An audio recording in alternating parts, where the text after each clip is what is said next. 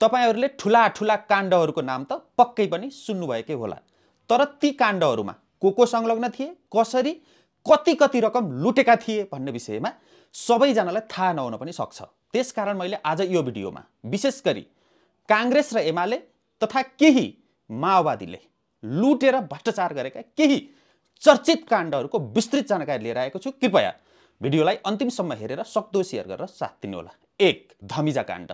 विक्रम सम्वत 2050 सालमा तत्कालीन कांग्रेसका सभापति तथा प्रधानमन्त्री गिरिजाप्रसाद कोइरालाले शाही नेपाल वायु सेवा निगमको काम कारबाहीमा हस्तक्षेप गर्दै आफू निकटका भारतीय मूलका बेलायती व्यापारी दिनेश धमिजालाई निगमको युरोपेली सञ्चालन विभागको निर्देशक बनाए।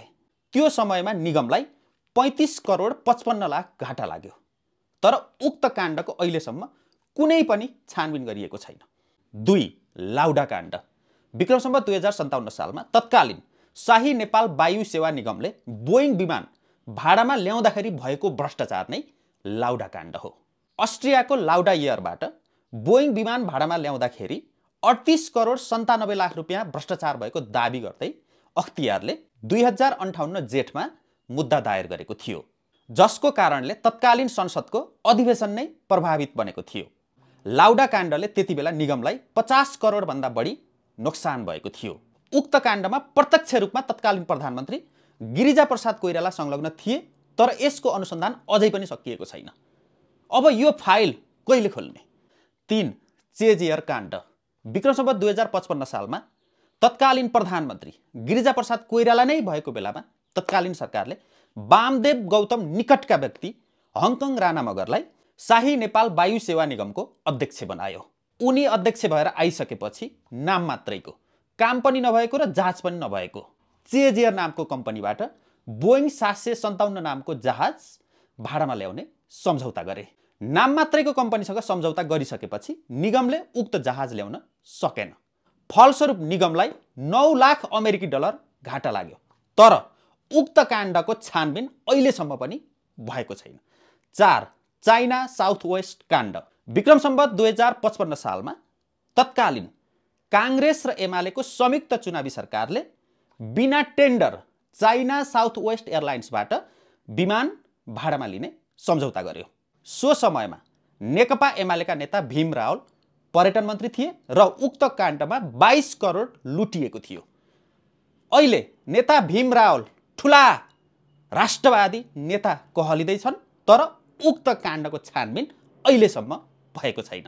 5. वाइड बडी काण्ड। यो सबैभन्दा ठूलो र चर्चित विमान काण्ड हो। विक्रम सम्वत 2070 सालमा चीनको एबीआईसी कम्पनीले नेपाल वायु सेवा निगमलाई CNMA 60 नामको जहाज उपहार स्वरूप डेलिभरी गर्यो। त्यसपछि 2071, 72, 73 र 74 गरेर निगमले 5 वटा चिनिया जहाज नेपाल भित्रायो, जुन केही अनुदान र धेरै ऋणमा थियो। नेपालको भूगोललाई नै अध्ययन नगरी कमिसन खाएर ल्याइएका ती थोत्रा जहाज छिटै बिग्रिए, काम नै दिएनन्। त्यसपछि निगमले उक्त जहाजहरू बनाउनको लागि चिनिया प्राविधिक र चिनिया पाट पूर्जा नै ल्याउनु पर्ने भयो। त्यति मात्रै होइन, जहाज पनि चिनिया पाइलटले नै उडाउनु पर्ने भयो, जसको बीमा रकम अत्यन्त धेरै थियो। फलस्वरूप 4 अर्ब 33 करोडमा ल्याइएका जहाजहरू सञ्चालन गर्दा झन्डै 8 अर्ब भन्दा बढी घाटा लाग्यो। अहिले ती सबै विमानहरू ग्राउन्डेड छन्, कुनैले पनि काम गर्दैनन् र उक्त काण्डमा झन्डै 4 अर्ब भन्दा बढी पटक गरेर लुटिएको थियो। तर अहिलेसम्म पनि उक्त लुटको काण्डको छानबिन गरिएको छैन। साथीहरू, यी बाहेकका अरू ठूला ठूला काण्डहरू जस्तै ललिता निवास काण्ड, क्यान्टनमेन्ट घोटाला काण्ड, एती ओम्नी गिरिबन्धु काण्ड लगायतका काण्डहरूको विस्तृत जानकारी अर्को भिडियोमा लिएर आउनेछु। कृपया पर्खिँदै गर्नुहोला। जय मातृभूमि।